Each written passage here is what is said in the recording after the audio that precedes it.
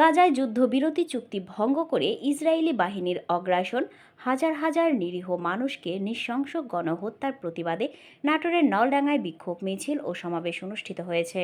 নাটোর জেলা প্রতিনিধি জানান, সোমবার বিকেলে নলডাঙ্গার সর্বস্তরের জনসাধারণের ব্যানারে নলডাঙ্গা সরকারি উচ্চ বিদ্যালয় মাঠ থেকে বিশাল বিক্ষোভ মিছিল বের হয়ে শহরের প্রধান প্রধান সড়ক প্রদক্ষিণ করে নলডাঙ্গা পৌরসভা মোড়ে এক বিক্ষোভ সমাবেশ অনুষ্ঠিত হয়।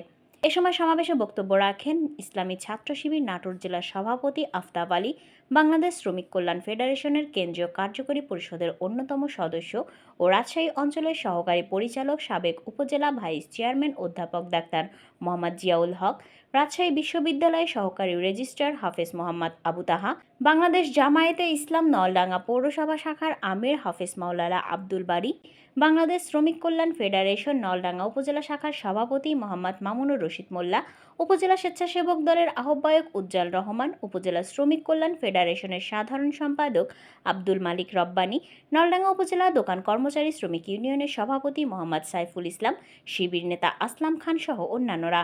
এ সময় বক্তারা বলেন, গাজায় চলমান ইসরায়েলি অগ্রাসন, শিশু ও নারী সহ নিরীহ মানুষদের নির্বিচারে হত্যা, হাসপাতাল ও শিক্ষা প্রতিষ্ঠান ধ্বংস, এই সবই এক নির্মম গণহত্যার বাস্তব চিত্র। বিশ্বের বিবেকবান মানুষ আজ গর্জে উঠেছে এই অন্যায়ের বিরুদ্ধে। এ সময় ইসরায়েলের সকল পণ্য বয়কট সহ অগ্রাসনের তীব্র নিন্দা জানিয়ে অবিলম্বে গণহত্যা বন্ধের দাবি জানান বক্তারা।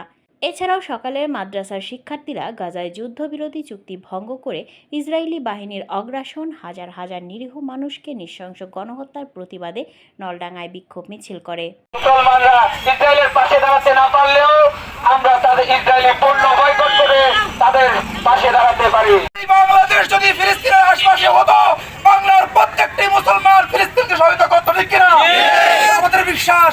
তারপরও আমরা অন্তর থেকে আমরা আল্লাহর কাছে দোয়া করবো, আল্লাহ তুমি ফিলিস্তিনকে তোমার গায়ের মধ্যে সাহায্য করবো না, আমিন। এবং তুমি তোমার সেই ইসরায়েলকে তুমি তোমার গায়ের মদত দিয়ে ধ্বংস করে দেবো না, আমিন। আমরা বাংলার সহ গোটা বিশ্ব মুসলমান আমরা এক হয়ে বিশ্ব মুসলমানদের বিরোধিতা করবে, এদের আমরা প্রতিহত করবো ইনশাআল্লাহ। পরিচয় করিয়ে দিতে, কারণ আজকে ফিলিস্তিনের উপরে যে নির্মম বর্বরতা চলছে, অথচ আমরা পুরো বিশ্ব মুসলিম হাত গুটিয়ে বসে আছি।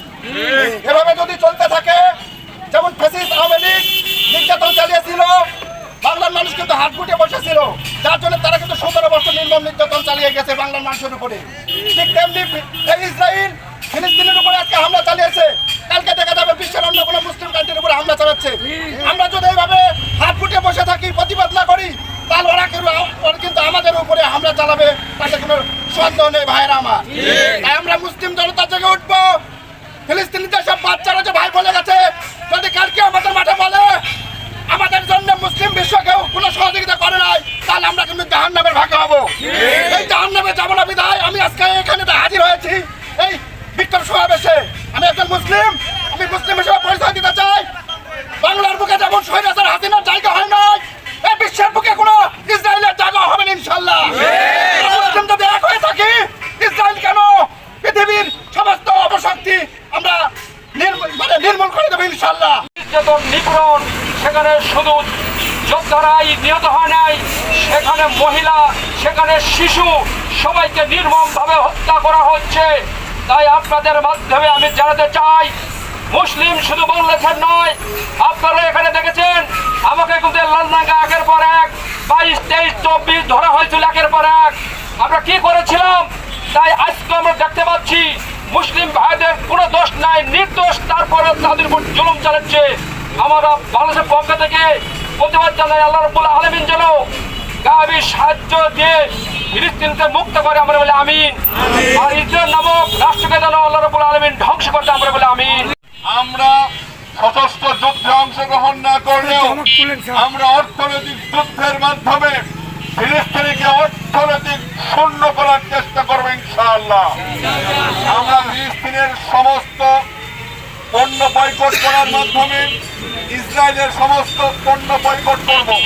কোক, ইউনিলিভার, নেসলে সহ ইসরায়েলের যত পণ্য আছে, আজ থেকে আমরা ফিলিস্তিনের ভাইদের সমর্থন জানিয়ে ইসরায়েলের সমস্ত পণ্য বয়কট করব ইনশাআল্লাহ। ইসরায়েলের দুশমনদের বাংলার জমিনে আর কোনো ঠাঁই দেওয়া হবে না।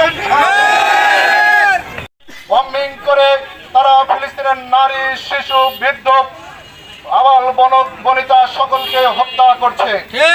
আপনারা দেখছেন, সোশ্যাল মিডিয়ার মাধ্যমে দেখতে পেয়েছেন যে গাছের পাতা, ঝরা শুকনা পাতা যেভাবে বাতাসে উড়ে মানে ইসরায়েলের বম্বিং এর আঘাতে ফিলিস্তিনি মুসলিম নারী শিশুদের লাশ তেমনি ভাবে আকাশে বাতাসে উঠছে।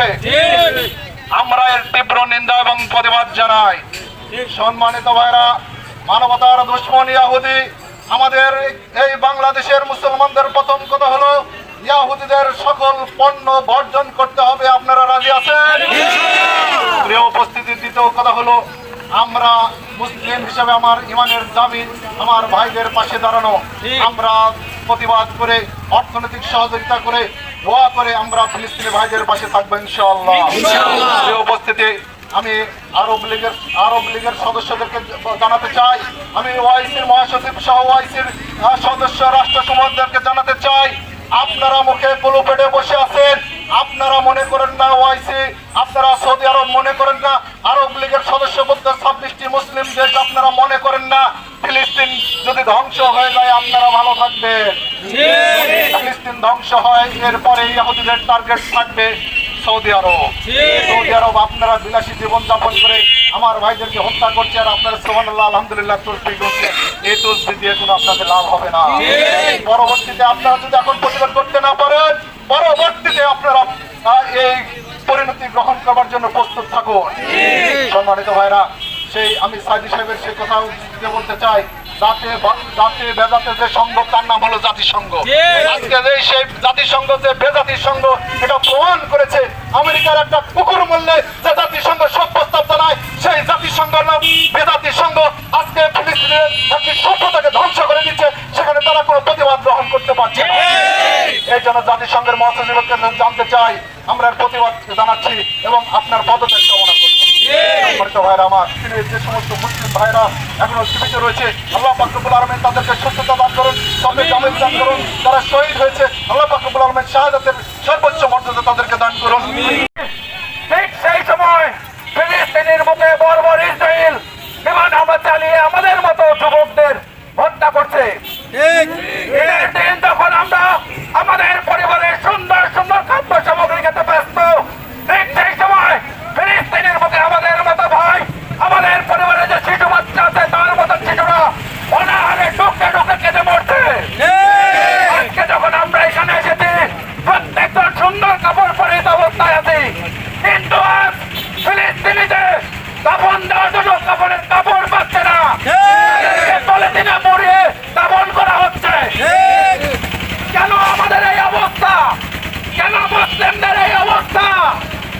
আপনারা কি বলতে পারেন সেদিন নেতানিয়াহু বাইতুল মুকাদ্দাসে আগুন লাগিয়ে দিল, তাদের অন্ধকারে ঘুমন্ত অবস্থায় পরের দিন সকালে সে বলল, আমি মনে করেছিলাম রাতের আধারে এই মসজিদে আগুন দিয়েছি, দিনের বেলায় আমাদের উপরে মুসলিম বিশ্ব হামলে পড়বে। দুঃখজনক হলেও সত্য, পৃথিবীর মুসলিম বিশ্ব থেকে একটা টু শব্দ তাদের প্রতি যায় না। সেই যে শুরু আজকে তার নির্মম পরিহাস দেখতে পাচ্ছে। মুসলিম বিশ্বের মুসলিমরা তারা জানেন জিহাদের ময়দান থেকে ফিরে এসে তরবারি বিক্রি করে দিয়ে তসবিহ করা শুরু করলো, সেদিন থেকে আমাদের এই মার খাওয়া শুরু হলো। আজ মুসলিম বিশ্ব শুধু তামাশা দেখছে, তারা বোমা লাগাতে উড়ে যাচ্ছে, আর আমরা মুসলিম সমাজ অভিশাপে নিবন্ধিত হচ্ছি।